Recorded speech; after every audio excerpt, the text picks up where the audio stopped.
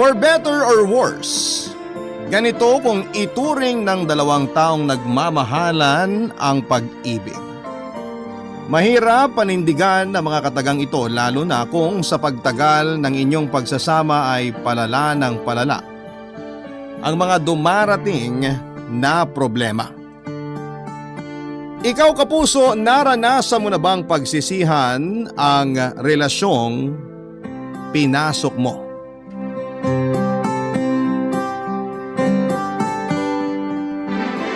Dear Papa Dudut, magandang tanghali po sa inyo at sa lahat ng nakatutok sa Barangay Love Stories ngayong araw.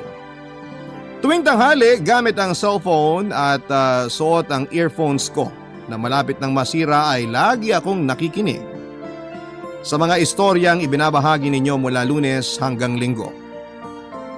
Naging background ko na ang inyong boses habang nagtatrabaho ako sa kantin ng isang high school na pinapasukan ko.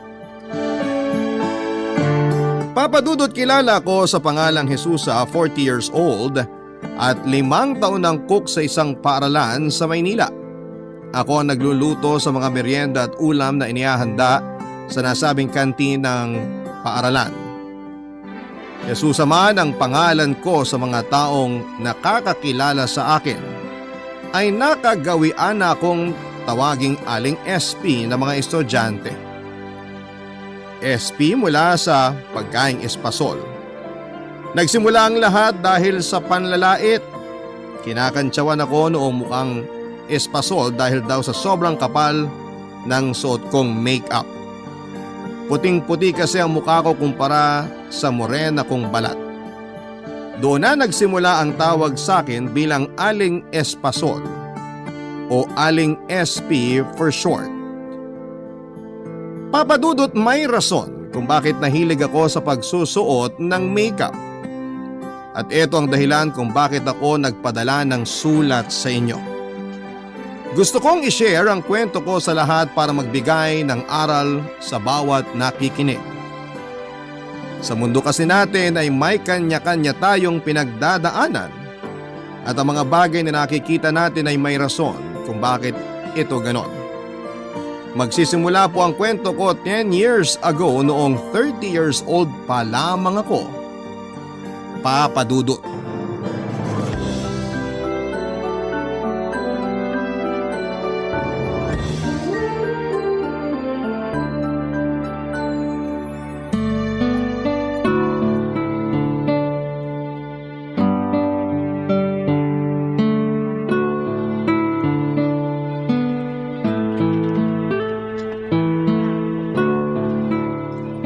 Mildred, magandang araw po sa inyo. Magandang araw din. Pabili po ako. May itlog po ba kayo dyan, tsaka instant noodles? Anong klaseng noodles? Yung chicken po. Pabili po ako isang noodles, tsaka isang itlog. 30 lahat. Ang mahal naman. Aba, mahal na talaga ang mga bilihin ngayon. Anong akala mo sa panahon natin? Dekada 90? Namura pa ang mga paninda? Ang bilis lang kasing tumaas ng mga bilihin ngayon. Hirap kumabol. Huwag mong sabihin uutang ka na naman. Wala pa akong buhay na mano, tsaka hindi ka pwedeng umutang dito hanggat hindi pa kayo nakakabayad sa mga naunang inutang ninyo. Hindi po, babayaran ko po to. Eto, pasensya na po, puro barya tong dala ko. 26, 28, 30. Eto po, 30 po lahat yan, pakibilang na lang ulit. Isusupot ko pa ba to? Wag na po, sayang yung plastic. Hahawakan ko na lang. O heto. Salamat po. Eh yung hiniram yung pera sa akin, kailan nyo naman babayaran? Wala pa po akong maipambabayad ngayon eh. Katapusan din po kasi, may iba pa kaming binayaran. Ay naku, Jesusa. 5 buwan na yung utang ninyo sa akin. Hindi pa kasama dun yung mga listahan nyo ng utang dito sa tindahan ko. Puro na lang kayo sa susunod ng sa susunod. Napagod na lang talaga akong maningil. Huwag po kayo mag-alala. Kayo ang una kong babayaran kapag nagkapera po ako. Kailan naman kaya mangyayari yan? Kailangan ko ng eksaktong araw. Hindi ko pa po sigurado eh. Basta maniwala kayo sa akin, magbabayad ako sa inyo. Siguraduhin mo lang yan ha. Kailangan ko yung perang yon dahil may babayaran din ako. Opo, huwag kayong mag-alala. Aling Mildred, may ano ba kayo dyan? May extra ba kayong pera dyan na pwedeng mahiram? Hihiram ka na naman? Wala kang ang pambayad, hihiram ka ulit? Kaya nga po ako hihiram ulit kasi wala akong pambayad. Sabay-sabay ko na lang babayaran lahat sa susunod na buwan. Ay naku, wala akong pera. Tigilan mo ko, Jesusa ha. Mabait akong tao kung sa mabait. Pero masyado nang makapal yung mukha nyo para humiram ulit sa akin gayong hindi pa kayo nakakapagbayad ng utang ninyo. Sige na po. Tambak na po kasi yung bayarin namin sa bahay eh. Wala na ako ibang malapitan, kayo na lang talaga. Ay boss, wag akong lapitan mo. Doon ka sa iba humiram. Ubus na ang awang maibibigay ko sa inyo. Lalo na't palagi kong nakikita yung nanay mo sa sugalan tuwing hapon. Kahit magkano lang po yung maipapahiram nyo. Sige na po. Wala! Lumayas ka na sa harapan ko. Huwag mo akong abalahin. Promise, huling beses na po ito nahihiram ako sa inyo. Bayaran nyo muna yung mga naunang inutang ng pamilya nyo sa akin. Saka kita bibigyan ulit. Anong tingin mo sa akin? Bangko na takbuhan mo kapag walang pera? Kung umasta ka parang may pinatago kang pera sa akin ah. Pasensya na po talaga. Wala na ba kayong ibang kakilala na pwedeng utangan? Ah, wala! Sabihan mo yung nanay mo na maghanap ng trabaho para magkasilbi naman ang buhay niya. Sige po, salamat na lang po. Pasensya na po kayo. Galing ako sa mahirap na pamilya, Papa Dudut. 7 kaming magkakapatid at pangatlong anak ako ng tatay kong jeepney driver at nanay ko namang sugarol. Nasanay na ako sa gabi-gabing bangayan ng mga magulang ko dahil sa problema namin sa pera. Laging pagod si tatay sa buong araw niyang biyahe samantalang galit naman si nanay dahil karaniwan siyang talo sa tong-its. Minsan kapag magulo ang buhay at ang bahay namin ay lumalabas ako at tumatambay sa basketball court malapit sa barangay namin. Lagi ko pong pinagmamasdan ang kalangitan. Nangangarap na balang araw ay maranasan ko ring magkaroon ng magandang buhay. Papa Dudut. Ilan sa mga kapatid ko ay may sari-sarili ng buhay. Ang iba sa kanila ay maagang nagkaroon ng pamilya. Sa katunayan nga ay may 5 na akong pamangkin ngayon. Habang lumalaki ang pamilya namin ay sumasabay naman ang mga lalong paghihirap namin sa buhay. Wala akong tinapos, Papa Dudut, at dahil dito ay wala rin akong magandang trabaho. Kulang na kulang ang barya-baryang sweldo ko sa pagiging street sweeper ko noon sa dami ng gastusin sa bahay. Ito ang naging rason kung kaya nagkaroon ako ng maraming utang, Papa Dudut. Sa kabila ng kahirapan ay hindi pa rin naman ako nawalan ng pag-asa. Patuloy pa rin ang pangangarap ko sa buhay na inaasam-asam ko. Hawak-hawak ang walis at daspan ay araw-araw kong hinaharap ang mga pagsubok na dumarating sa buhay ko. Nananalangin na balang araw ay makatagpo din ako ng Prince Charming na magsasalba sa akin.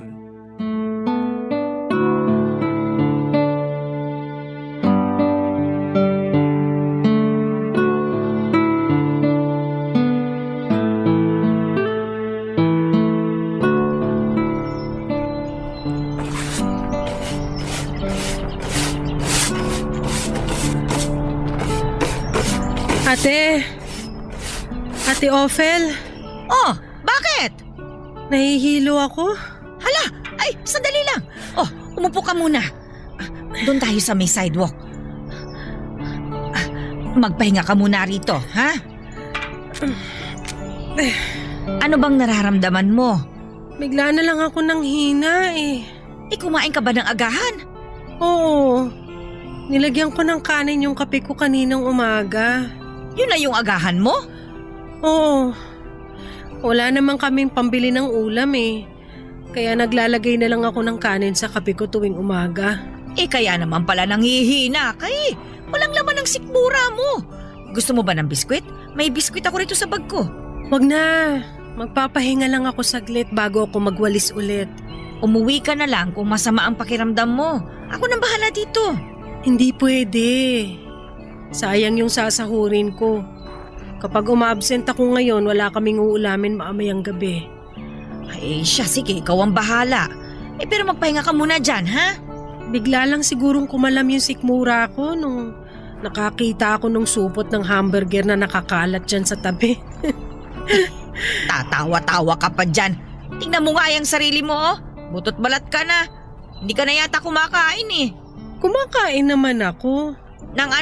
Ng kanin na hinalo sa kape. Oo, masarap kaya yun. Alam mo kung ano ipinagtataka ko? Ano? Yung ibang tao, ayaw kumain ng kanin kapag nagda-diet kasi raw tataba sila. Pero bakit ako? Puro kanin naman laman ng tiyan ko pero hindi naman ako tumataba. Kasi walang protina yung katawan mo. Ang ulam mo kung hindi kape, minsan asin o kaya naman noodles at saka delata. Anong sustansya ang makukuha mo ron? Wala kaming pambili ng ulam eh. Isang beses sa isang linggo lang ata kami nakakatikim ng maayos na ulam. Ang laki kasi ng pamilya ninyo eh. Mabuti ako, 2 lang ang binubuhay ko. Kaya eto, kahit papano, hindi ko sila napapabayaan. Ang malas natin, no? Ipinanganak tayong mahirap. Nung past life ko, sobrang yaman ko siguro. Kaya sa pagkakataong to, ginawa naman ako mahirap ni Lord para patas lang. Hoy, ano ka ba? Pati naman Diyos dinamay mo. Nasa magulang yan kung bakit may mga batang lumalaking mahirap. Alam na ngang hikaho sa buhay, anak pa ng anak. Palibhasa kasi, yung mga tao kasi ngayon, yun na lang ang kayang gawin, ang manisi. Lagi nilang sinisisi ang nasa itaas kung bakit sila mahirap.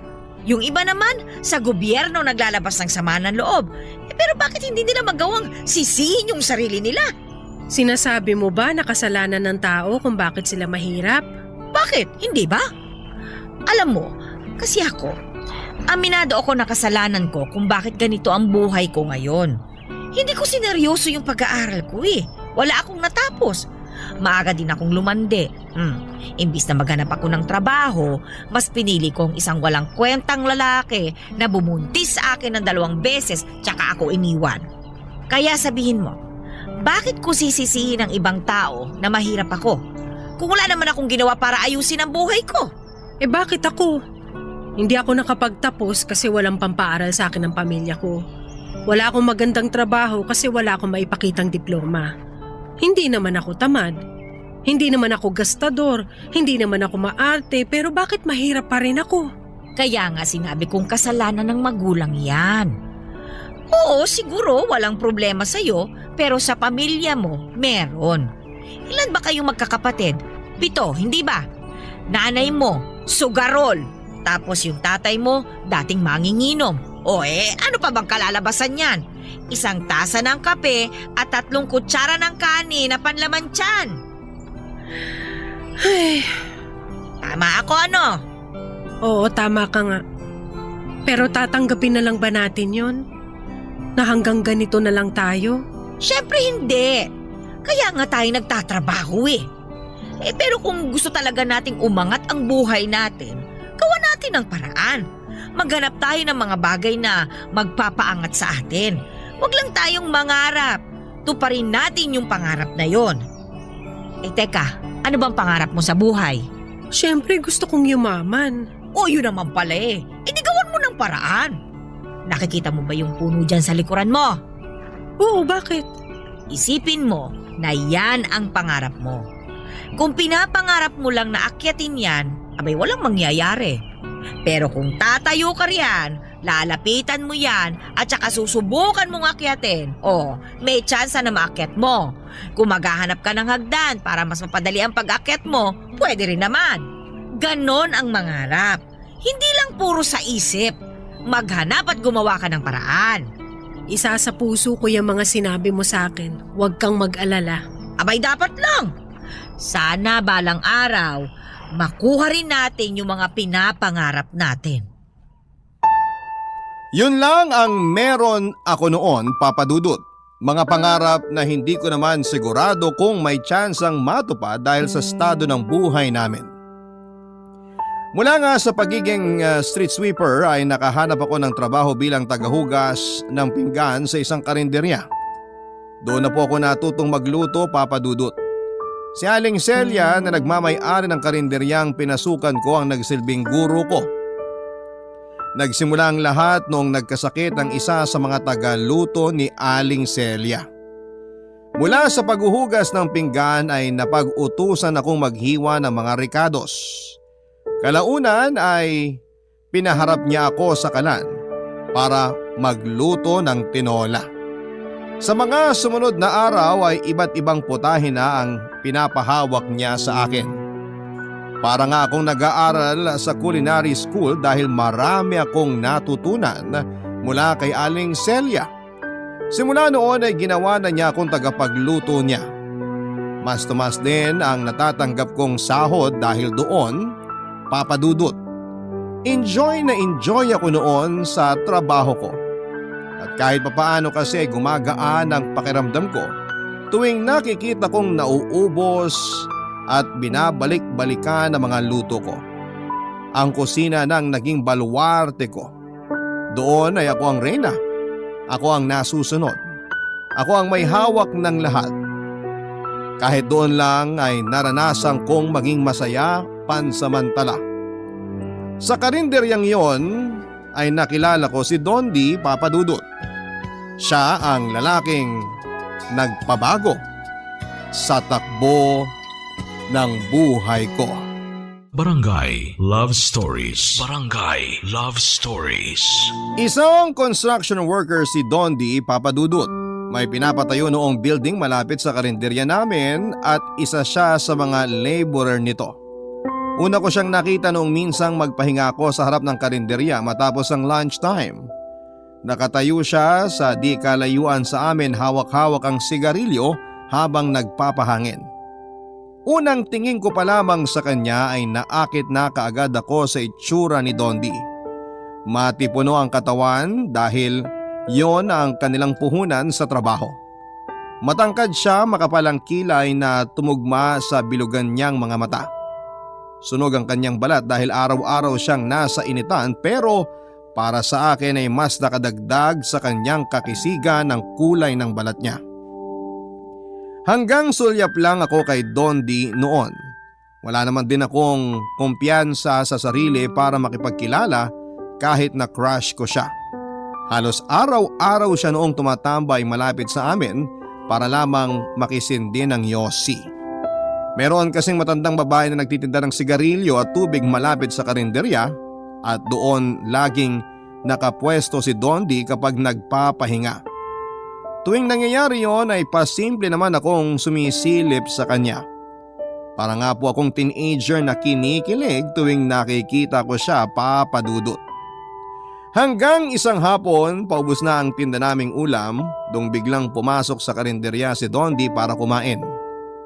Umigtad ang puso ko, Papa Dudut, noong nakita ko na sa malapitan ng lalaking dati ay sinusulyapan ko lamang, Papa Dudut.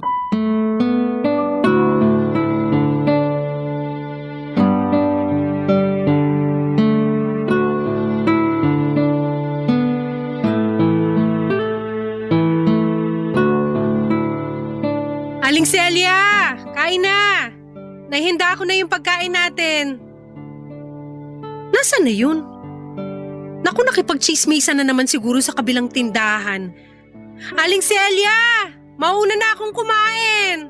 Bahala ka dyan! Mauna na akong kumain, baka mamaya may customer na namang dumating. Knock-knock, bukas pa ba kayo? Opo sir, kakain po kayo? Oo sana. May ulam pa ba? Meron pa po. Dito po, pili po kayo. Meron pong bistek, nilaga, ito pong adobo, bestseller namin. Mukhang naubusan na ako ng ulam ah. Oo nga po eh, hapon na rin kasi. Mamaya pa ulit kami magluluto ng bagong putahe para naman sa hapunan. Bigyan mo na lang ako kahit ano dyan. Alin ba ang pinakamasarap dyan? Lahat sir, masarap. Pero i-recommend ko tong Bicol Express. Kakaiba ang timpla namin dito kumpara sa nakagawian. Talaga ba? O sige, yan na lang. Maanghang ba yan? Sakto lang naman yung anghang. Mahilig po ba kayo sa maanghang? Hindi eh. Pero dahil yan yung inirekomenda mo, yan na lang kakainin ko. Hindi po kayo magsisisi sa pinili nyo. Totoo yan ha. Sige, bigyan mo ako ng isang order. Tapos isa't kalahating kanin. Sige po, Maupo na lang muna kayo. Isiserve ko na lang din sa inyo. Magsasabaw po ba kayo? Meron pa ba? Sige, bigyan mo rin ako ng isa. Sige po. Ihanda ko lang tong ulam at kanin nyo. Ikaw ba yung nakaupo rito? Mukhang naabala pa kita sa pagkain mo ah. Ako nga po. Pero wala namang problema. Siyempre customer muna bago sarili. Ayos lang ba sa'yo kung tatabihan kita? Sabay na lang tayong kumain kung gusto mo. Wala pong problema. Kayo pong bahala. O sige, sasabayan kita. Malungkot kumain ng mag-isa eh. Upo na ako ah. Sige po. Ito po yung Bicol Express at saka isa't kalahating kanin. Salamat. Kukunin ko lang po yung sabaw niya. Bakit po kasi ngayon lang kayo kakain ng tanghalian? Hindi ko kasi gusto yung ulam kanina sa site eh. Puro isda niluluto nila doon kaya di ako kumain. Pero kanina habang nagtatrabaho, kumalamsik mura ako kaya dumiretso na ako dito para kumain. Mahirap na. Baka mamaya mawalan pa ako ng malay dahil sa gutom. Mahulog pa ako mula 4th floor. Hala, dapat kumakain kayo. Hirap pa naman ang trabaho nyo. Ito po yung sabaw. Salamat. Sanay na katawan ko sa ganun. Ngayon nga lang nangatog mga binti ko dahil sa gutom eh. Mabuti na lang malapit lang karinderya namin sa site nyo. May matatakbuhan ka makakainan. Oo nga eh. Simula ngayon, dito na ako kakain kapag di ko gustong ulam nila sa site. Welcome na welcome po kayo rito anytime. Teka, matagal pa ba yung tinatayo yung building? Ang balita ko paupahan daw yan eh. Oo, ipapaupa yata sa mga negosyante. Matagal pa to. Baka may 5 buwan pa. Kulang kami sa tao eh. Ganun ba? Eh di matatagalan ka rin dito. Depende kung kukunin ako sa ibang construction site. Sa iba-ibang site kasi kami tinatapon kung saan mas kailangan ng labor. Nung nakaraang buwan nga lang ako lumipat dito eh. Oo, nito mga nakaraang linggo lang din kita napansin. Lagi ka nagsisindi ng sigarilyo dyan sa harap eh. Napansin mo pala yun? Oo, nakikita ko po lahat na nangyayari dito. Ano, kain na tayo? O sige, tikman natin tong Bicol Express mo. Ikaw ba nagluto nito? Ako nga pero si Aling Celia nagturo sa akin ng recipe. Masarap. Masarap nga. Sabi sa'yo eh. Papadudod sa Sampaloc nakatira si Dondi noong mga panahong nagkakilala kami. Tubong Pangasinan siya at maagang nakipagsapalaran sa syudad para tulungan ang kapatid niyang may sakit. May 2 siyang kapatid, ang panganay na may sakit sa puso at ang bunso naman na may sarili ng pamilya. Walang trabaho ang pareho niyang magulang kaya halos sa kanya na nakaasa ang buong pamilya niya. Hindi ko inaasahan na magkakaroon kami ng pagkakataon ni Dondi na kilalanin ang isa't isa, papadudot. Pagkatapos niyang matikman ang luto ko ay sa amin na siya bumibili noon ng ulam tuwing hindi niya gusto ang luto ng mga kasamahan niya sa construction site. Nung una ay nagkakahiyaan pa kami. Tahimik lang kasing tao si Dondi, papadudot. Ako naman ay gusto ko man siyang kausapin ay nahihiya ako dahil baka mahalata niya na may gusto ako sa kanya. Mabuti na lang at nandoon si Aling Celia na nagsilbing tulay para mas mapalapit kami sa isa't isa. Pabiro niya kaming kinakantsawa noon na bagay daw kaming dalawa. Halos ibugaw na nga niya ako, papadudot, para magkaroon ako ng nobyo dahil no boyfriend since birth po ako. Nang dahil nga kay Aling Celia ay naging close kami ni Dondi hanggang sa mag-open kami. Maging open kami sa isa't isa at naging magkaibigan. Hindi nagtagal ay nagsimulang magparamdam sa akin si Dondi. Niligawan niya ako, papadudot. Dahil matagal ko naman siyang gusto ay sinagot ko siya. At si Dondi na nga po ang naging kauna-unahan na boyfriend ko.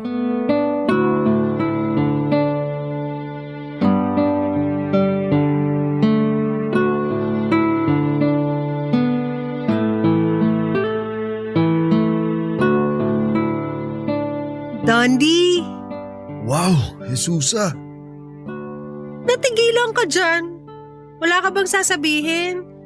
Magsalita ka naman. Nagulat lang ako. Ngayon lang kasi kita nakitang nagsuot ng makeup.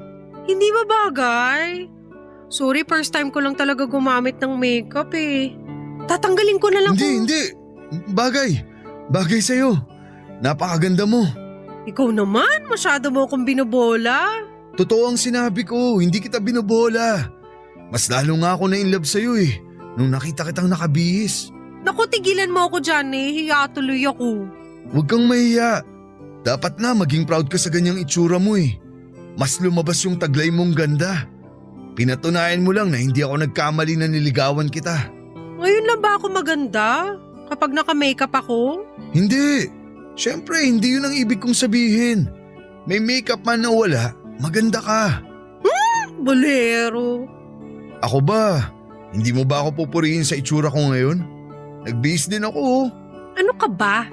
Hindi ko na kailangan sabihin. Matagal ka ng gwapo. Kaya nga kita nagustuhan eh. Totoo ba yan? Oo! Simula nung unang araw na nakita kita hanggang ngayon, gwapo ka pa rin. Mas gumagwapo ka nga habang tumatagal. Yan ang masasabi kong bola. Alam kong hindi ako gwapo pero sige. Dahil girlfriend kita, paniniwalaan kita. Gwapo ka sa paningin ko, period. Nasa tao yan, may kanya-kanya naman tayong definisyon ng gwapo at maganda eh. Para sa akin, ikaw ang pinakagwapo at pinakamakisig na lalaki sa buong mundo. Masyado mo naman akong binibaby niyan. Dapat lang kasi ikaw ang baby ko. Ay sus! Tara na, alis na tayo para maiparamdam ko sa'yo kung paano magmahal ang baby mo. Teka, hindi mo pala nasabi sa akin kung saan tayo pupunta. Basta, sama ka na lang sa akin. Dahil ito ang first date natin bilang magkasintahan. Pinaghandaan ko talaga tong araw na to. Baka naman mamaya masyado kang gumastos para sa date na to ha. Dapat pamilya mo sa Pangasinan ang priority mo. Mas kailangan nila pera mo kaysa sa akin. Huwag kang mag-alala. Nag-iipon talaga ako para sa'yo. Kung ano man ang gastos ko ngayong araw, hindi apektado ang pamilya ko. Okay na sa akin kahit saan tayo kumain. Ang mahalaga magkasama tayo. Huwag mo nang isipin ang gastusin natin. Ako na ang bahala doon. Pangako ko sa'yo, hindi man tayo mayaman, hindi ko ipaparamdam sa'yo ang problema sa pera. Salamat. O sige na, umalis na tayo. Baka gabihin pa tayo sa labas. Sige, pero daan muna tayo sa construction site. Bakit? Nandun yung motor ni Pareng Cardo. Hiramin ko. Mabuti na lang pala hindi ako nagbistida. Sasakay pala tayo ng motor. Di bale, kapag yumaman tayo, hindi mo na po problemahin ang suot mo. Kasi sa kotse na tayo sasakay. Ay naku, wish ko lang.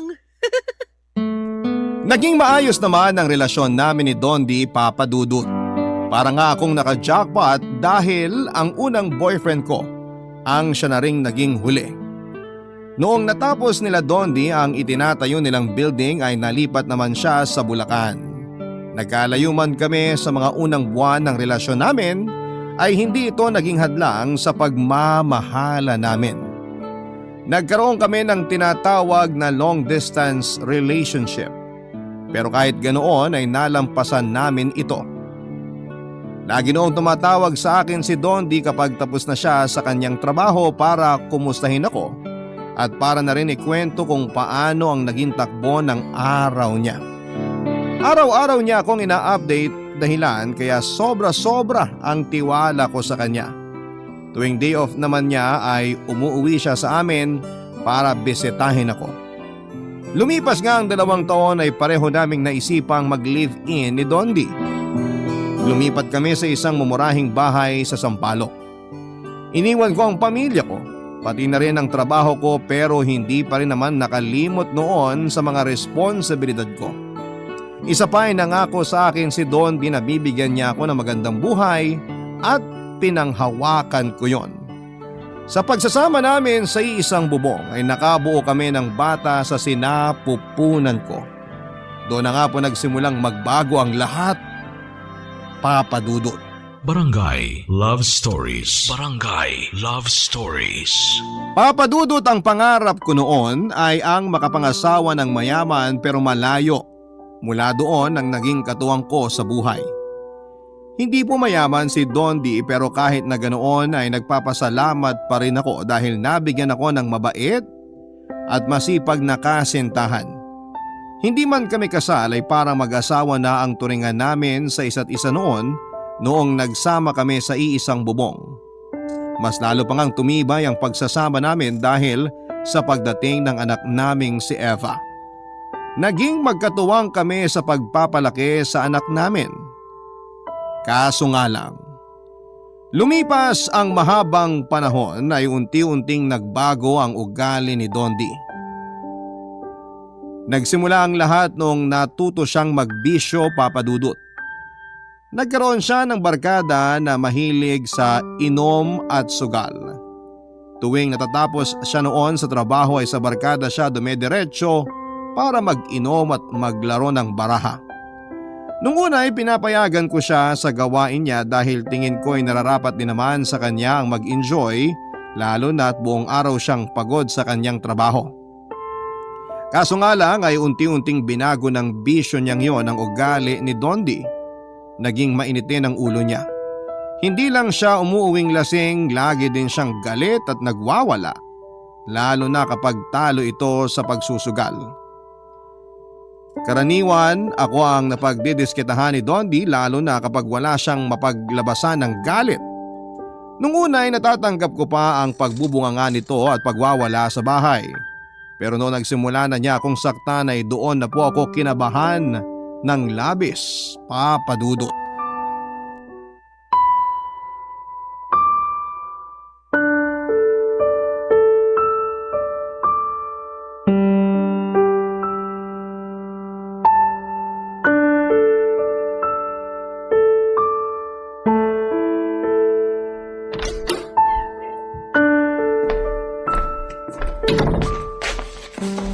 Oh, nandiyan ka na pala. Mabuti naman naisip mo pang umuwi. Akala ko doon ka na matutulog sa inuman niyo eh. Anong oras na ba? 11:00 na ng gabi. Kanina ka pa namin hinihintay ng anak mo. Bakit nyo kasi ako hinihintay? Alam nyo naman na tuwing sahod, kina parang Elias ako dumediretso. Paano hindi ka namin hihintayin? Wala kami pambili ng ulam. Mas inuna mo pa yung mga kumpare mo kaysa sa amin ang anak mo. Imbis na sa pagkain mo ibili ang sweldo mo, winaldas mo pa sa alak. Ano pong pakialam mo? Pera ko to. Gagastusin ko to kahit saan ko gusto. Eh paano naman kami? Saan kami kukuha ng panggastos ng anak mo? Tandaan mo, Dondi, pinatigil mo ko sa pagtatrabaho. Nangako ka sa akin na ikaw ang bubuhay sa amin. Naniwala ako doon, tapos ano itong pinaggagawa mo ngayon? Kung hindi inom, sugal? Kung gusto mo pala magbuhay binata, sana hindi ka muna bumuo ng pamilya. Ang dami mong sinasabi. E di sana umutang ka muna ng pagkain sa labas para may makain kayo. Di mo kasi ginagamit yung kokote mo eh. Siyempre, yun na nga mismo yung ginawa ko. Kasi ayoko makitang anak ko nagugutom. Pasalamat ka, mabait si Aling Huling. Kahit marami na tayong utang sa kanya, nagpapautang pa rin siya. Sabihan mo yung huling na yan. Babayaran ko lahat ng utang natin sa kanya. Huwag siyang mag-alala ka mo. Ganyan na lang palagi. Oh, bakit? Bawal na ba ako magsaya ngayon?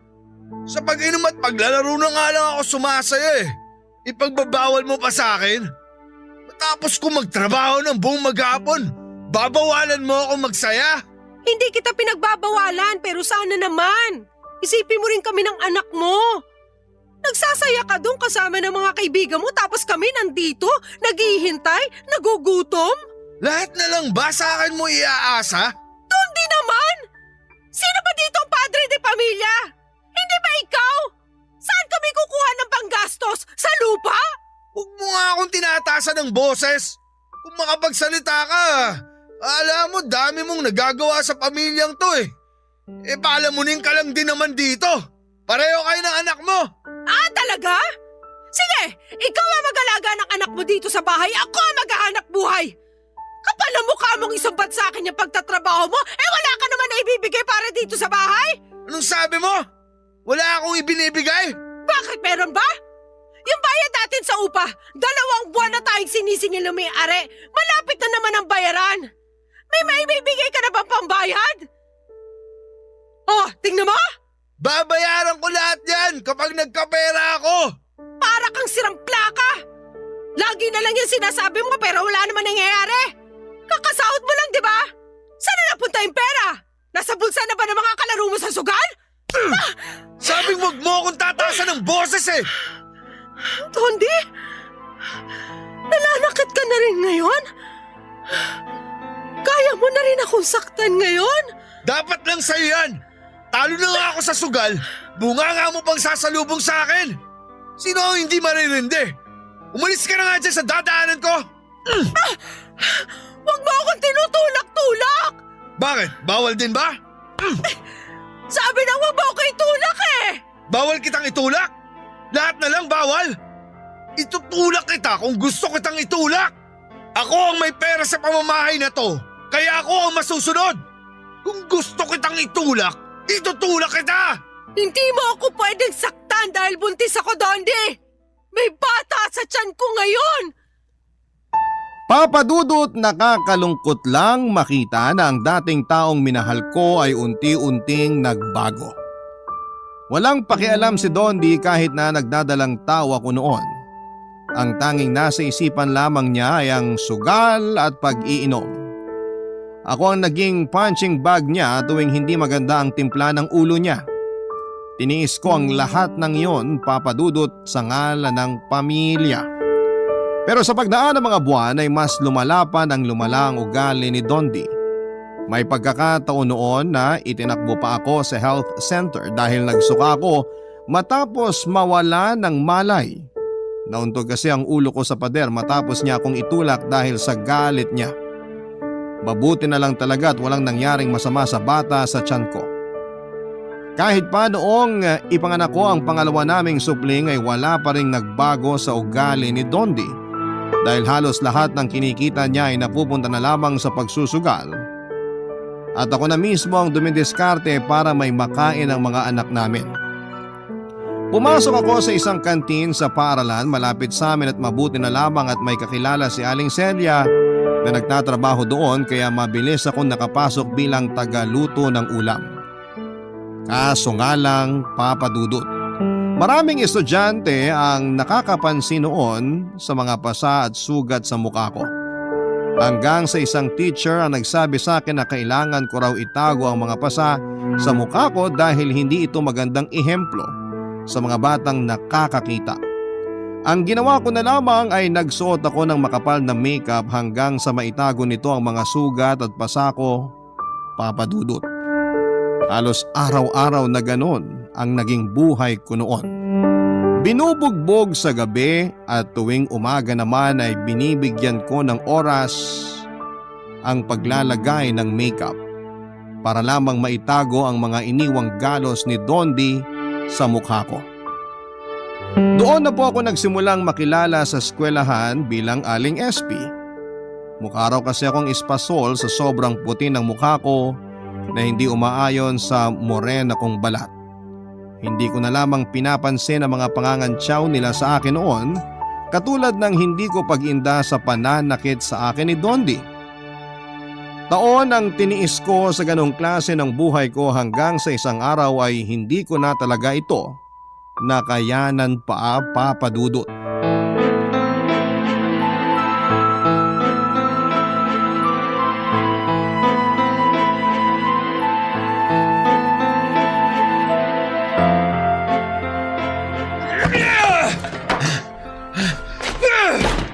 Dondi, tigilan mo ng pagsisira ng mga gamit natin. Ano ba? Buiset! Mga inayupa kayong lahat! Ano na naman bang ikinaiinit ng ulo mo ngayon? Wala kayong silbi! Lahat kayo walang kwenta! Dondi, tumigil ka na nga! Gabi na nakakaya sa mga kapitbahay natin. Wala akong pakialam! Lasing ka na naman ba? Umalis ka sa harapan ko kung ayaw mong madamay dito! Bakit? Anong gagawin mo sa akin?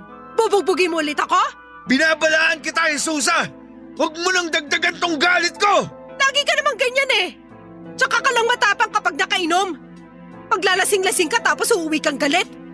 Wala na nga tayo pero maninira ka pa ng gamit. Buisit naman oh! Umalis ka nga dito! Naalibadbaran ako sa pagmumukha mo! Ikaw nga lumayas dito! Kung gusto mo magwala, doon ka sa labas! Sabayan mong tumahol yung mga aso, pare-pareho kayong perwisyo! Anong sabi mo? Gusto mo bang mamatay, ha? Dondi! Busalan kita sa bitawan bunganga mo ako! dyan, eh! Ano? Hindi ako makahinga! Anong niya ka? Demonyo! Nagtatapang-tapangan ka dyan! Akala mo naman uubra ka sa akin! Pare-pareho lang kayo! Lumayas ka dito! Pinapalis mo ko? Gusto mo na ba talagang mamatay? Halika nga rito! Dondi, huwag ka lalapit sa akin! Matagal na ako nagtitimpi sa yung babae ka! Puro bunganga mo na lang naririnig ko! Tama na, Dondi! Huwag mo kong iyakan dyan! Matapang ka, di ba? Lumaban ka! Saan ka pupunta, ha? Tama na! Huwag ka na lumapit sa akin! Dondi, tama na! Bitiwan mo ako! Hindi! Bitiwan mo ako! Tagtalan mo na ako! Tama na! Tumigil ka na! Pagod na ako! Pagod na ako sa'yo! Nakita mo tong boting to? Ha? Sige, lapitan mo ako! Lumapit ka sa akin! Gigilitan kita sa leeg para matapos at ang paghihirap ko! Sige, gawin mo! Kaya mo ba, ha? Huwag ka lalapit sa amin! Hindi ako nagbibiro! Papatayin mo ako! Sige, patayin mo ako! Etong leg ko! Gilitan mo ako! Sige, ano? Kung sawa ka na sa akin, patayin mo na ako! Puro ka salita! Makatulog na nga! Bit-bit ang dalawang anak ay nilayasan namin si Dondi ng gabing yon, Papa Dudut. Bumalik ako sa mga magulang ko at doon naghanap ng suporta. Mabuti na lamang at kahit hirap ay tinanggap pa rin nila ako sa pamamahay nila. Pagkatapos ng nangyari ay sinubukang makipagbalikan ni Dondi sa akin at sinisi niya ang alak kung kaya niya nagawang saktan ako, pero noong mga oras na yon ay hindi ko na ulit siya tinanggap sa buhay ko. Maging ang mga magulang ko ay hindi na rin pumayag na bumalik ako sa poder ni Dondi. Ayoko nang dagdagan pa ang trauma ng mga anak ko dahil maging sila ay takot na rin noon sa sarili nilang ama. Lumipas ang mga buwan ay unti-unti na ring tinigilan ni Dondi hanggang sa nabalitaan ko na lamang na may bago na pala siyang kinakasama. Pinilit kong buhayin ang dalawa kong anak bilang isang single mom. Sa ngayon naman, Papa Dudut, ay patuloy pa rin po ako sa pagsusumikap. Wala pa rin nagbago sa buhay ko pero masasabi kong maayos na ang lagay naming mag-iina dahil wala nang taong umaabuso sa amin. Masaya ako na matapos ang napakahabang panahon ay tuluyang ko nang tinigilan ang paglalagay ng makapal na makeup sa mukha ko dahil wala na akong kailangang pang itago. Hanggang ngayon ay patuloy pa rin ang pagtawag sa akin ng mga estudyante bilang Aling SP. Yun na kasi ang nakasanayang tawag sa akin ng nakakarami na minana nila sa mga naunang estudyante na unang nagbansag sa akin noon. Hindi ko na lamang ito minasama dahil alam ko namang hindi nila alam kung ano ang punot dulo ng pangalang yon. Ngayon ay tinatawanan ko na lamang ito, Papa Dudut, dahil tapos na ako sa parte ng buhay kong yon at nakapag-move on na ako mula sa nakaraan. Hanggang dito na lamang po ang kwentong maibabahagi ko sa inyo. Maraming salamat po sa inyo at mabuhay po kayong lahat. Ang inyong forever kapuso at kabarangay, Jesusa. Nagustuhan ng iyong napakinggan? Ituloy yan via live stream sa www.gmanetwork.com/radio. Barangay LS 97.1 Forever!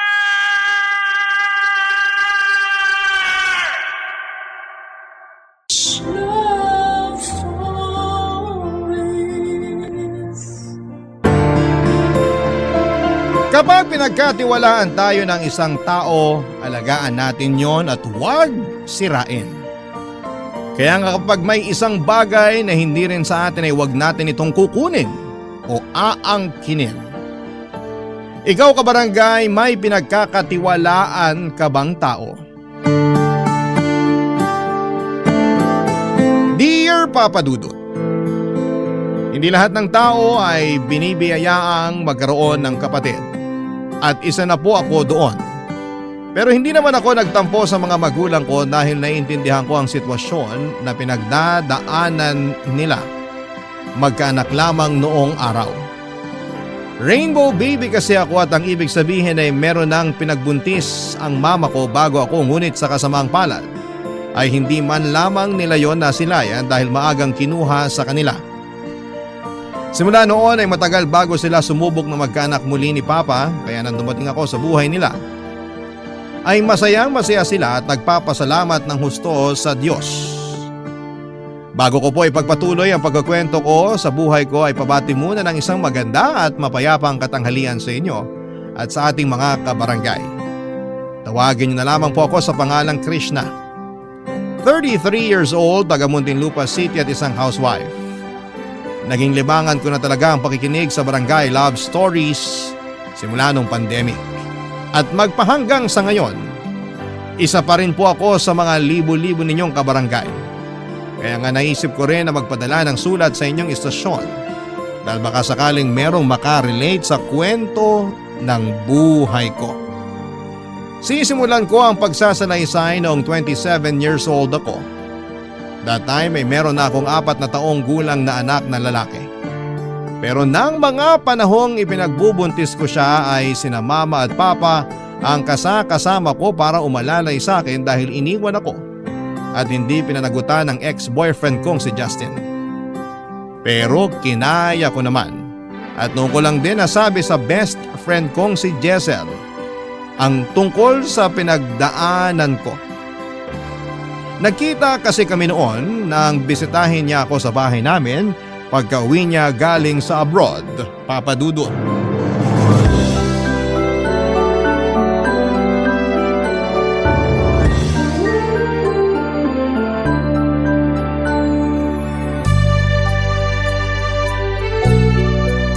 Grabe! Hindi ko akalain na pag nagkita na pala uli tayo meron ka ng 4-year-old son? Ang bilis ng panahon! Oo nga eh. Pasensya ka na, hindi ko man lang nabanggit sa'yo. Okay lang yon. Nawalan din tayo ng komunikasyon eh. Bukod doon, naglaylo rin talaga ako sa social media. Kasi nahihiya nga ako. Bakit ka naman nahihiya? Hindi ko kasi akalain na mabubuntis ako ni Justin. Tapos, iiwanan niya ako. Kakagraduate ko lang noon ng college. Nagsisimula pa lang ako sa career ko pero kailangan kong unahin yung pagbubuntis ko. Dahil maselan nga. Buti na lang talaga nandito sina mama at papa para asikasuhin ako. Talaga? Pasensya ka na rin, wala man lang ako sa tabi mo bilang best friend. Okay lang yun, ano ka ba? May kanya-kanya na tayong buhay eh. Kahit na.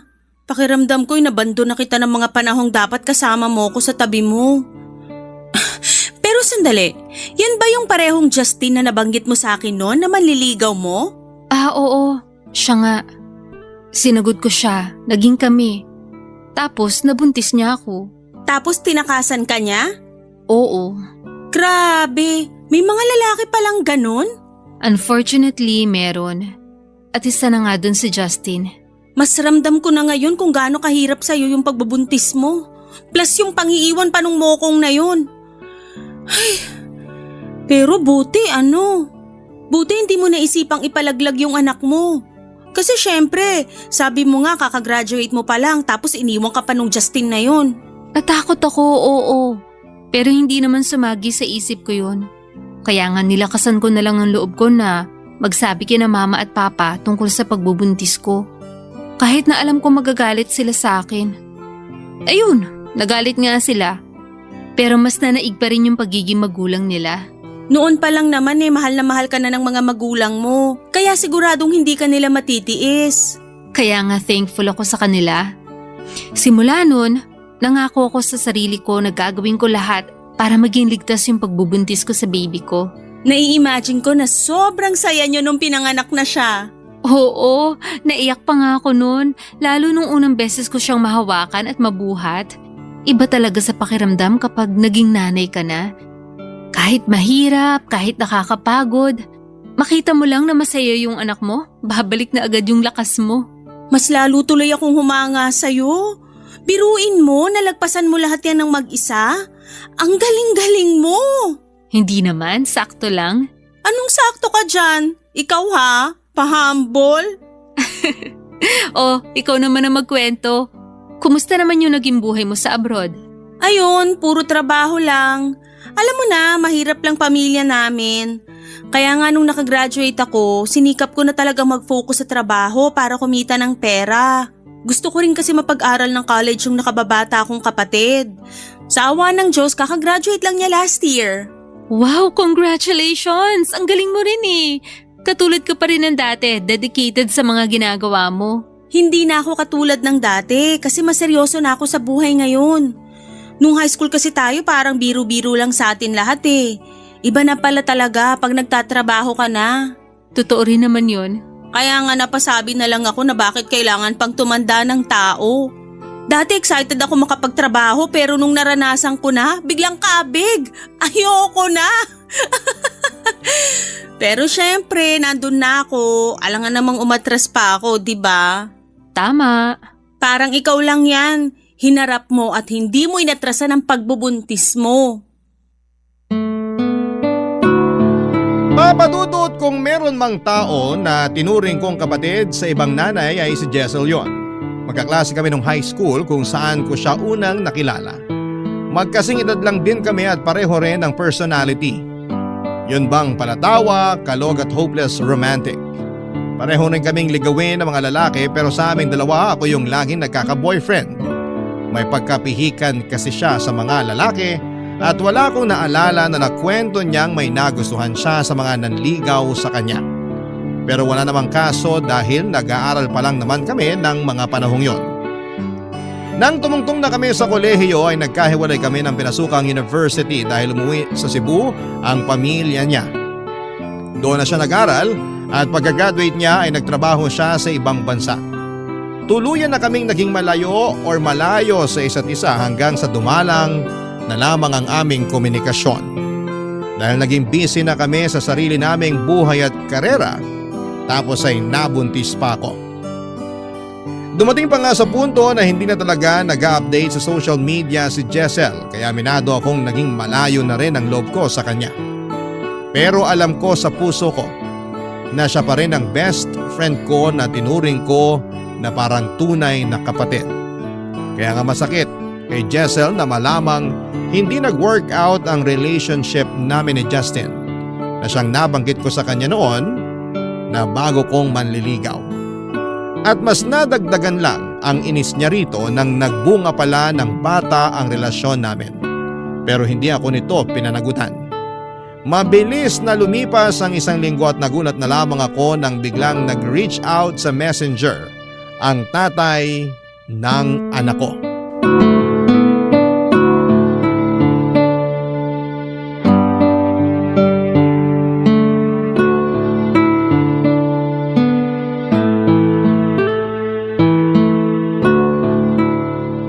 Oh, ba't parang balisa ka dyan? Ha? Ako? Balisa? Oo, kanina pa kasi ako nagkukwento pero kung hindi delayed yung response mo, hindi mo naman naiintindihan yung sinasabi ko. Ganun ba? Pasensya ka na ha? Okay lang, hindi rin naman mahalaga yung sinasabi ko. Pero ano ba kasing problema? Pwede mong sabihin sa akin, baka makatulong ako. Ano kasi? Ano nga? Natatandaan mo ba si Justin? Oo, yung mo akong natatay ng anak mo? Bakit? Anong meron sa kanya? Last night, nag-reach out sa akin sa messenger. All of a sudden? Oo, Anong sabi? kinukumusta kami ng anak ko. Tinamaan naman talaga ng lintik. Kundi ba naman talaga makapalang mukha niya? 4 na taon lang naman ang nakalipas simula nung iwanan niya kayo. Tapos bigla-bigla siya magre-reach out sa'yo sa messenger para mga musta na para bang walang nangyari? Kaya nga nagulat talaga ako. And at the same time na inis. Kasi kung kailan naman nakamove on na ako sa kanya, saka pa siya bigla magpaparamdam. Baka naman tinatalaban ng konsensya kaya ganun. Hindi ko alam eh. Ang tanong, nireplyan mo ba nung nag-chat? Nung una hindi. Pero ang kulit-kulit niya. Gusto raw niyong makita yung anak namin. Nag-sorry pa nga siya sa pangiiwan niya sa amin nun sa ere. Tapos gusto rin daw niya magsustento. Kapal talaga ng mukha! Kung nakakatagos lang yung kamay sa screen ng cellphone, baka nabigyan ko na yun ng mag-asawang sampal eh. Anong sabi mo sa reply mo? Tigilan niya na kami. Kasi hindi naman siya kilala ng anak namin. Pero pinagpipilitan niyang siya pa rin daw ang tatay ng bata eh. Kaya may karapatan siya. Meron kung di niya kayo nung tinakasan at nagsustento siya. Yun na nga. Hirap sa mga lalaking yan, kala mo nag-iwan lang ng gamit tapos babalikan na lang kung kailan nila maisipan. Ganon kasi trato nila sa ating mga babae. Bagay lang at hindi tao na may damdamin din. Ay, ano kayang gagawin ko rito kay Justin pag nangulit pa siya? Alam mo may naiisip ako pero syempre, ikaw pa rin na magde-decide sa huli. Sige, ano yun? I-block mo. Pag nag-chat uli gamit ibang account, i-block mo uli. For sure mananawa rin yun. Pag hindi pa rin tumigil, takutin mong ipapablatter sa barangay. Tingnan natin kung hindi mabahag ang buntot niya na parang aso. Grabe naman yung ipabarangay. Ayoko namang umabot kami sa ganun. Kaya nga sana, wag na siyang mangulit kasi siya rin ang madedehado sa inyo. Baka nga makasuhan pa siya kasi wala man lang siyang sustento lalo nung panahong nagbubuntis ka. Kaya umayos-ayos talaga siya. Pero naisip ko rin kasi na, what if sincere naman siya sa pakikipag-reconnect niya sa akin para sa anak namin? Gaga ka ba? Sorry na. Curious lang din kasi ako sa dahilan niya kung bakit niya kami iniwan nun. Ang sabihin mo, baka naman may feelings ka pa rin sa kanya. Wala na no, naka-move on na nga ako, di ba? Sus, baka naman sinasabi mo lang yan pero ang totoo hindi pa talaga. Kasi hindi ka makakaramdam ng curiosity na malaman pa yung mga dahilan niya kung totoong naka-move on ka na. Ibig sabihin lang nun, may paki ka pa sa kanya. Ganun ba yun? Oo, ganun yon. Kaya kung ako sa'yo, wag mo nang i-entertain yung Justin na yan. Nakaya mo nga na wala siya sa buhay niyong mag-ina ng 4 na taon Tapos bigla na lang siyang susulpot na parang kabute? Pustahan, baka pinapaasa ka lang yan. Bakit naman niya ako paaasahin? Siyempre, sinusubukan niya kung tanga ka pa rin katulad ng dati. Ouch, ang sakit naman nun. Masasaktan ka talaga lalo kung magpapauto ka pa rin sa lalaking yon. Ay, sinasabi ko talaga sa'yo, Krishna.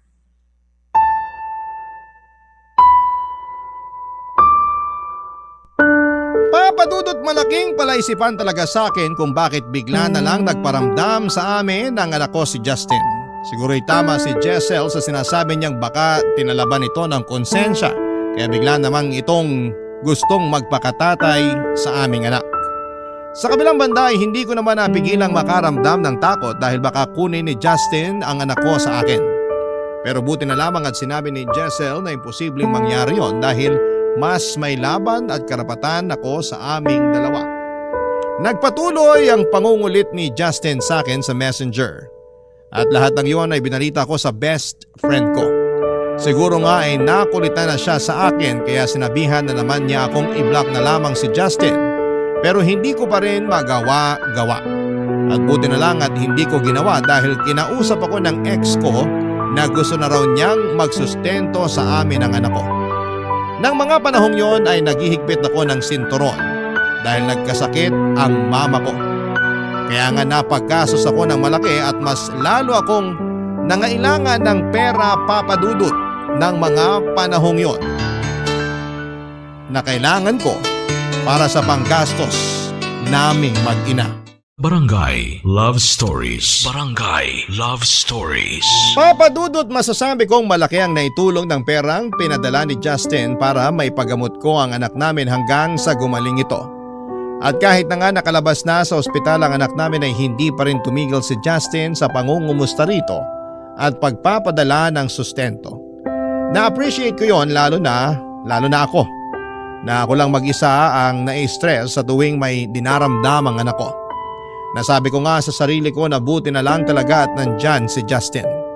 Kaya nga naisip ko na baka masyado ko namang ipinagdadamot sa kanya ang bata samantalang anak din naman niya ito. Doon ako nag-decide na ipakilala ang anak namin ni Justin sa kanya. Kaya naisipan kong papuntahin siya sa ika-5th birthday ng aming anak na gaganapin sa susunod na buwan. Tuwang-tuwa nga si Justin nang padalahan ko siya ng invitation at nagsabi pa siya na sasagutin niya ang cake at clowns para sa party ng aming anak. Bagay na hindi ko na rin naman tinanggihan papadudot.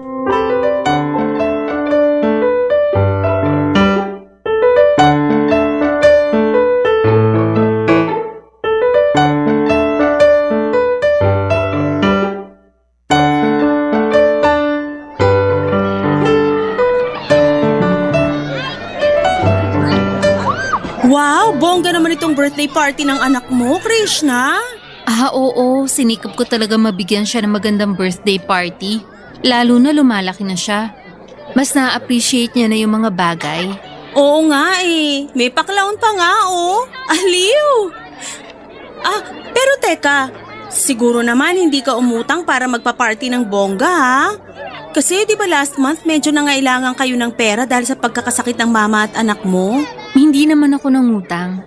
May konting ipon naman ako pero yung totoo, tinulungan ako ni Justin para mabigyan ng magandang birthday party yung anak namin.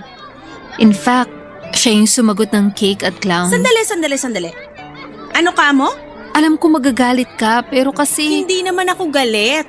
Ang akin lang, akala ko pa naman nilubayan na kayo ng Justin na yan. Hindi pa rin pala. Tapos ngayon malalaman ko na nagbigay ng pera at sumagot ng cake at clown para sa birthday party ng anak nyo? Wow! Oo, tsaka siya rin yung tumulong sa akin nung nangangailangan ako ng pera sa pagkakasakit ng anak namin. Bakit hindi ka lumapit sa akin? Alam ko kasi na may pinagagamitan ka rin sa pera mo. Kahit na. Pwede naman kitang pahiramin, anak mo naman yan. Okay lang. Desisyon ko rin naman na wag nang ilayo kay Justin yung anak namin. Kasi pagbalik-balik ta rin ko man ang mundo, mag-ama pa rin sila. So ibig sabihin yan, ayos na sa'yo na mag-co-parenting kayo ni Justin? Oo. Okay, sabi mo nga. Desisyon mo yan. Thank you, Giselle. No worries. Basta umayos-ayos pa rin yan Justin na yan ha. Hindi porke pumayag ka nang ipakilala sa kanya yung anak nyo makakalimutan ko na yung atraso niya sa'yo. Anong atraso? Justin, ikaw pala. So ikaw pala si Justin. Yeah, ako nga. And you, Miss Beautiful? Huwag mo ako matawag-tawag ng ganyan ha. May pangalan ako. Justin, siya nga pala si Giselle, best friend ko. Giselle, siya si Justin, tatay ng anak ko. Nice to meet you, Giselle. Nice to meet youin mo mukha mo. Wow, wag ka na magalit sa akin. For sure, nakwento sa'yo ni Krishna yung nangyari sa amin few years ago.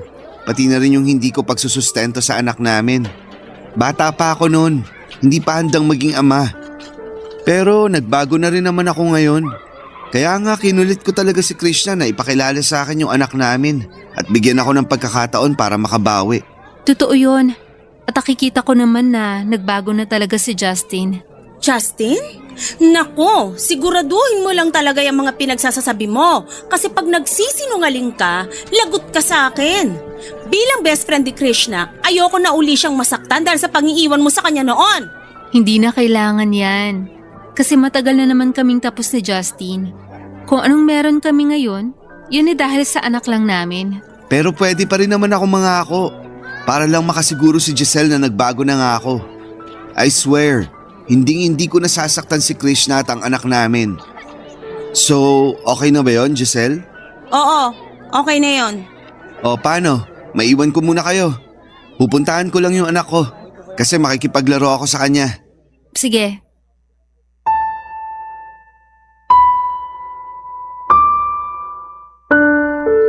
Papadudot na takot talaga ako kasi baka magskandalo si Giselle kapag nakita at nakilala niya si Justin. Alam ko kasi nagalit siya rito base pa lamang sa mga kwento ko sa kanya noong nagkita kami ulit. Kasalanan ko naman kasi siniraan ko sa kanya si Justin pero hindi ko rin naman nakalain na biglang magpaparamdam sa aking muli ang ex-boyfriend ko. Pero noong matapos ngang kausapin ni Giselle nang maayos si Justin, nang ipakilala ko sila sa isa't isa ay nakahinga na ako ng maluwag. Nagpatuloy ang masayang birthday party ng anak ko ng araw na yon at aaminin ko na sa lahat ng mga celebration namin ng birthday niya, yun ang pinakamasaya kasi nandun si Giselle ang best friend ko at si Justin na tatay ng anak ko. Nagpatuloy ang communication namin ni Justin kahit natapos na ang party ng anak ko. Pero hindi naman namin pinag-usapan ang tungkol sa amin dahil puro lang sa bata ang topic namin. Ayos na rin yon dahil ayokong makagulo sa buhay ni Justin sakaling meron na siyang bagong karelasyon. Mabilis na lumipas ang 2 buwan at napansin ko na dumalang na ang pangungumusta ni Justin sa anak namin. Madalas ako yung nagpapadala ng picture ng bata sa kanya para naman aware siya sa mga nangyayari sa bata. Pero inaabot ng 1 o 2 araw bago niya isin ang chat ko. Nilalike lang din niya ang mga messages ko o di kaya ay hindi na niya nire-replyan. Tapos 1 beses ay pumalya siyang magbigay ng sustento pero hindi ko siya sinita. Tinawagan ko na lamang siya ng pansin nang naulit yon ng sumunod na buwan. Pero hindi ko na sinin o nireplyan man lang ni Justin sa messenger ang mensahe ko. Agad ko ngang sinabi sa best friend ko noong 1 beses na niyaya ko siyang lumabas para magkape at magbanding papadudot.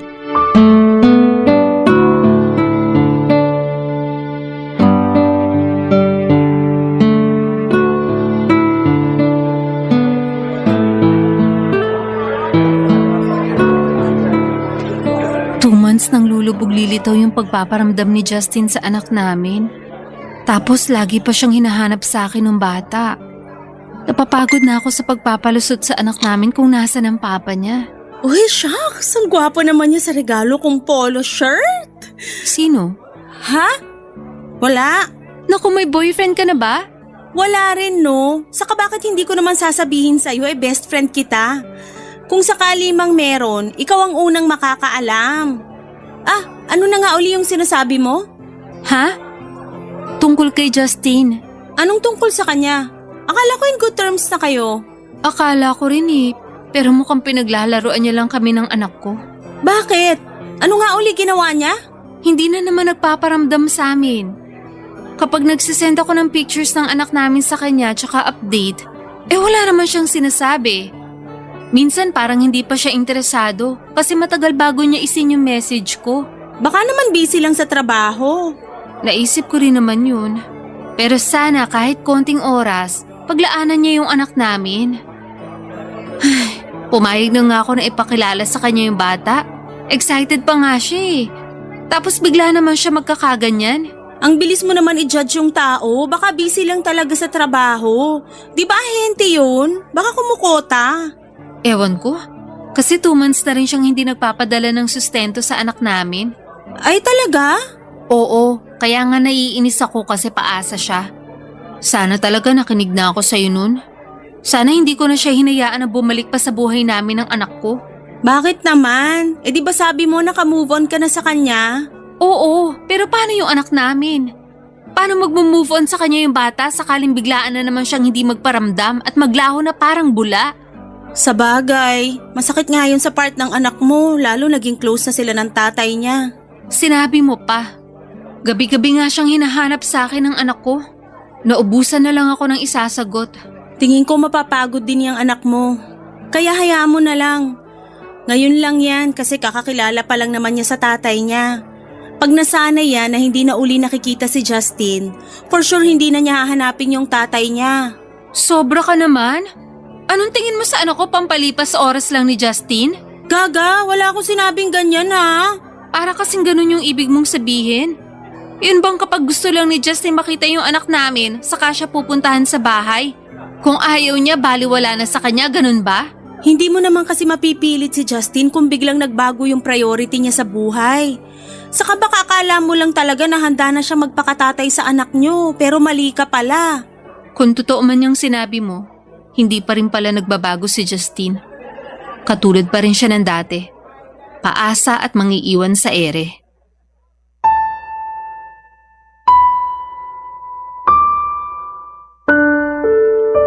Papadudot noong ko nga lang nakausap si Giselle pero parang hindi pa namin nasulit dahil mas madalas pa siyang nakatingin sa cellphone niya kesa mag-focus sa pinag-uusapan namin. Pero hindi ko na siya sinita dahil nakikita ko naman na masaya siya. Sa isipan ko ay baka may love life na ang best friend ko at kung totoo nga yun ay masayang masaya ako para sa kanya.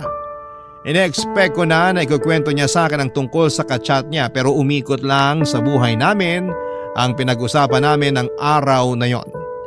Hindi ko na lang masyadong dinamdam dahil baka hindi pa ready si Giselle na banggitin ang tungkol sa love life niya. Pero pagkatapos ng araw na yon ay nakaramdam ako ng kakaiba. Hindi ko lang may paliwanag kaya pinagsawalang bahala ko na lamang. Nagdaan pa ang mga araw, dumalang na talagang pakikipag-communicate sa akin ni Justin hanggang sa nagulat na lamang ako dahil nakablock na ako sa messenger niya. Tapos ay hindi rin nag-reply sa mga chats ko si Giselle. Hinayaan ko na lamang muna siya dahil baka abala siya sa ibang bagay. Pero lumipas na lamang ang isang buwan ay tuluyan ng hindi nagparamdam sa akin ang best friend ko. Ni hindi na rin siya dumadalaw sa bahay namin. At nalaman ko na nga lang na umuwi raw ito ng Cebu pero hindi man lang nagsabi sa akin o kahit man lang nagpaalam na may pupuntahan siya. Papa Dudut. Barangay Love Stories. Barangay Love Stories. Papa Dudut, hindi na nga naging active sa social media si Giselle nang umuwi siya sa Cebu. May isang beses na sinubukan kong tawagan ang number niya pero cannot be reached na ito. Yun ang naging hudyat ko para tigilan na ang pakikipag-communicate kay Giselle dahil wala rin naman akong mapapala pa. Pero nasaktan pa rin ako kasi ang alam ko ay wala naman akong ginawang masama sa kanya para iwan niya bigla sa ere. Dumagdag pa yung frustration ko kay Justin dahil sa pambablock niya sa akin sa messenger matapos niyang magparamdam at sandaling magpakatatay sa aming anak. Sa isipan ko ay pinaglaruan lang niya kami ng anak ko. Kaya naman galit na galit ako sa kanya. Nagdaan ng 3 taon, naka-move on na ako sa pang-ghost sa akin ni Justin. Sinabi ko nga sa sarili ko na kung magparamdam pa siya ulit ay hindi ko na siya bibigyan ng pagkakataon matapos niya yung sayangin. Pinaliwanag ko rin sa anak ko na wala na ang tatay niya kaya wag na niya itong hanapin pa. Tapos nakilala ko naman si Vincent na siyang naging boyfriend ko at hindi nagtagal ay naging fiancé. Siya rin ang pumalit sa pwesto ni Justin bilang father figure sa anak namin, Papa Dudut.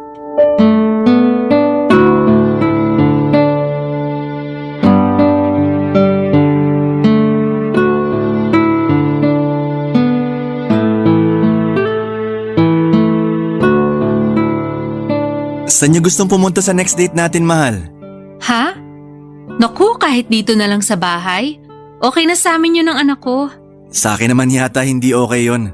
Bakit naman? Siyempre, gusto ko kayong dalhin na mag-ina sa magagandang lugar. Pero nakakahiya kasi, mahal. Bakit ka naman mahihiya? Kasi mapapagastos ka pa. Kung dito lang tayo sa bahay magde-date, mas tipid. Magluluto na lang ako ng mga paborito mong pagkain. Talaga? Oo. Gusto mo ba ng pasta? Oo naman.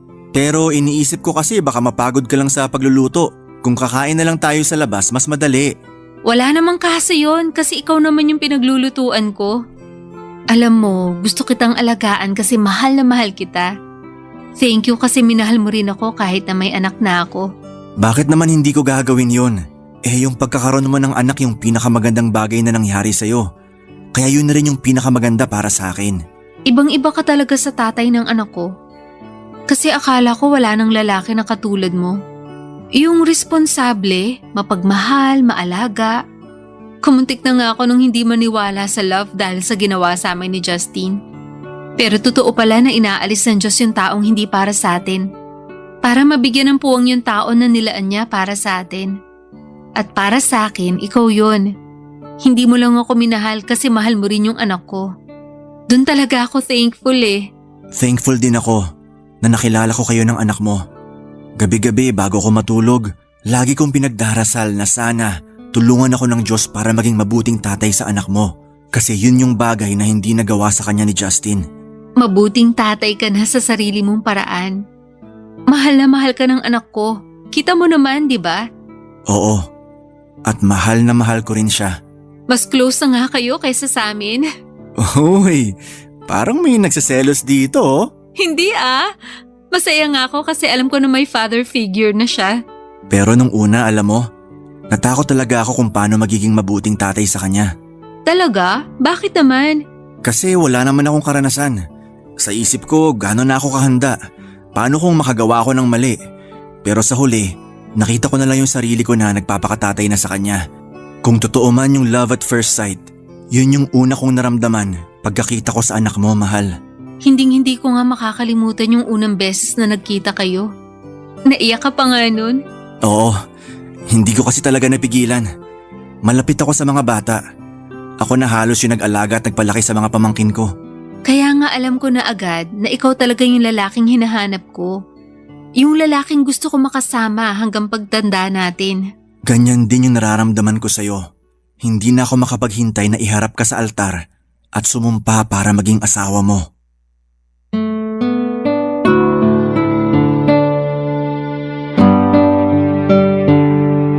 Papa Dudut, thankful ako dahil dumating sa buhay ko si Vincent.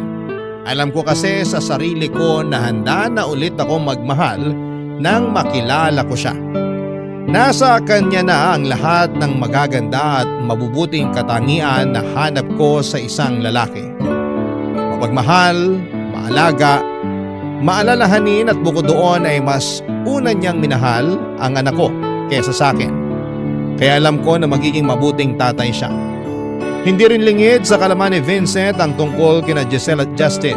Maging siya ay nagtaka kung bakit bigla na lamang silang naglaho na parang bula. Magkaganon pa man ay hindi ko na binigyan ng puwang sa puso ko at isipan ko ang mga bagay na yon. Tapos na kami ni Justin at wala na rin siyang karapatan sa anak namin. May tampo naman ako kay Giselle dahil kinalimutan niya ang pagkakaibigan namin ng biglaan.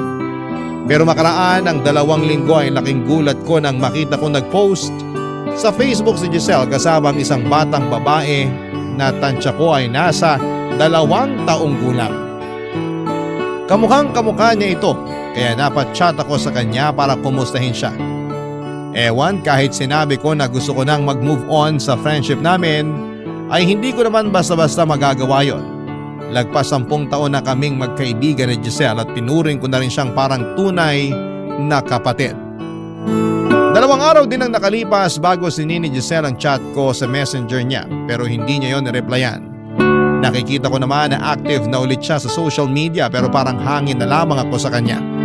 Nasaktan ulit ako dahil wala naman akong ginawang masama para tratuhin niya ng ganon. Nung kinuwento ko yon kay Vincent ay kinomfort niya ako ng araw na yon. At niyaya ang mag-mall para manood ng sine at kumain. Tapos ay laking gulat ko nang mag-cruise doon ang landas namin ng best friend kong si Giselle habang kasama niya ang batang babae na kasama niya sa picture. Nang mga panahon na yon ay may kasama ang isa pang babae si Giselle. Pero nung nakita niya ako ay agad niyang pinasama rito yung batang babae at inutusan silang pumunta sa indoor playground ng naturang mall na kinakaroon na namin para maglaro, Papa Dudut.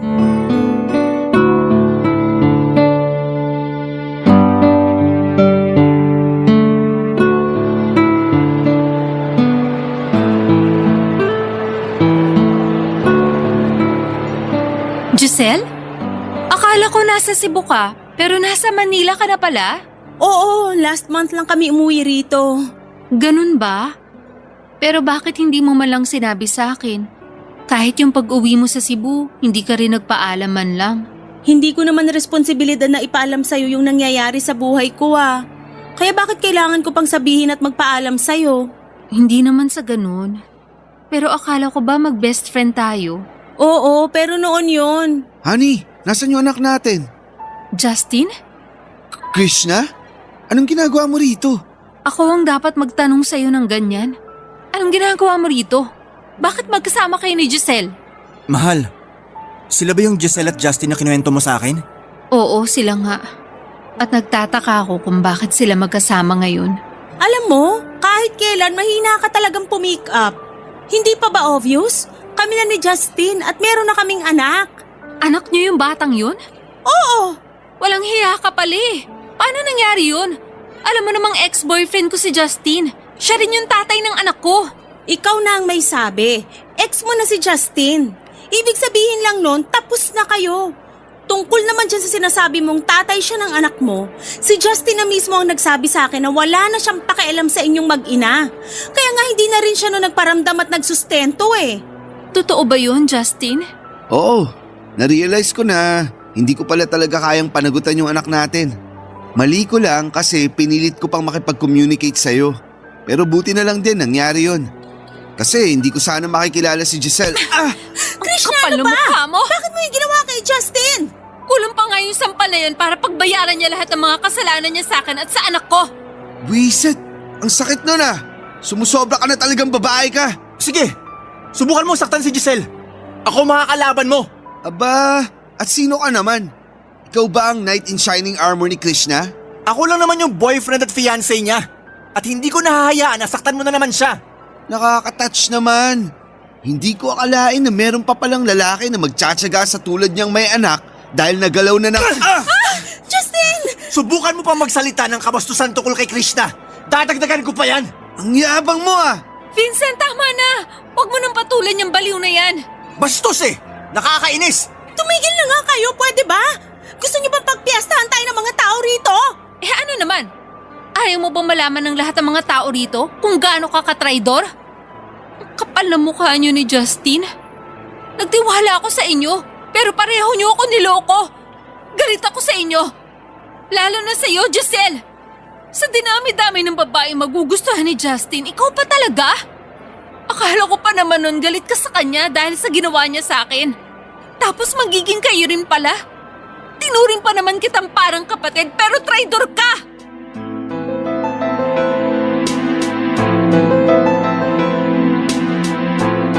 Papadudot, may mga dumating na security guard para awatin kami. Pero umalis na rin kami kaagad ni Vincent pagkatapos noon. Hindi pa rin ako makapaniwala na sina Giselle at Justin ang nagkatuluyan. Kaya siguro hindi na ako kinausap ni Giselle noon dahil nga may namumuo na silang relasyon ni Justin. At hindi na rin sa akin nagparamdam si Justin dahil nga sila na ni Giselle. Kung ibang babae siguro ang nagkatuluyan ni Justin ay wala na akong pakialam. Hindi ko na rin naman siya mahal pero sa dinami-rami ng babae bakit si Giselle pa ang tinuring kong best friend at parang tunay na kapatid ang pinatulan niya. Pakiramdam ko ay tinaydor niya ako kaya hindi ko siya mapatawad. Pero siguro nga ay ganoon talaga ang buhay. Hindi porket tinuring mong kaibigan ay hindi ka na rin sasaktan. Mas lalo lang tuloy naging masakit sa akin ang pagtatapos ng pagkakaibigan namin ni Giselle dahil sa ginawa niya. Kinofort naman ako ni Vincent ang araw na yon dahil umiiyak pa rin ako hanggang makauwi sa bahay namin. Nag-alala nga si mama at papa pati na rin ang anak ko.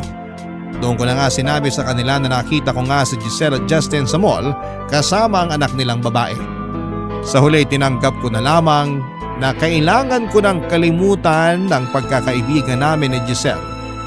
Katulad ng pagkalimot niya sa pinagsamahan namin. Sa kasalukuyan, papadudot ay kasal na kami ni Vincent at masayang masaya ako sa kanya. Sa kanya ko nahanap yung pagkakaibigan na nawala sa akin ng traidorin ako ni Giselle. Kumbaga ay hindi ko lang basta asawa si Vincent, matalik ko rin siyang kaibigan at ipinagpapasalamat ko yon ng husto sa Panginoon. Kung tatanungin ninyo naman ako kung may balita pa ako kina Justin at Giselle ay nalaman ko kamakailan lang mula sa nanay ni Giselle na naghiwalay na rin sila matapos mambabae ni Justin. Nagkataon pa namang buntis noon si Giselle sa second child nila. Naawa ko sa kanya pero siguro yun na rin ang karma niya dahil sa ginawa niya sa akin. Napatawad ko naman siya pero hindi na muling maibabalik noon ang dati naming pagkakaibigan. Hanggang dito na lamang po at maraming salamat sakaling mapili po ninyong i-ere sa inyong istasyon ang aking kwento. More power po sa Barangay Love Stories at number 1 kayo sa puso namin. Ang inyong forever kapuso at kabarangay, Krishna. Barangay Love Stories. Barangay Love Stories. Napakasakit na nangyari kay letter sender. Pero buti sa uli, naging maayos pa rin ang buhay niya. Anong say mo sa Barangay Love Stories na ito? Pagkwentuhan natin sa comment section yan. Nagustuhan ng iyong napakinggan? Ituloy yan via live stream sa www.gmanetwork.com/radio. Barangay LS 97.1 forever.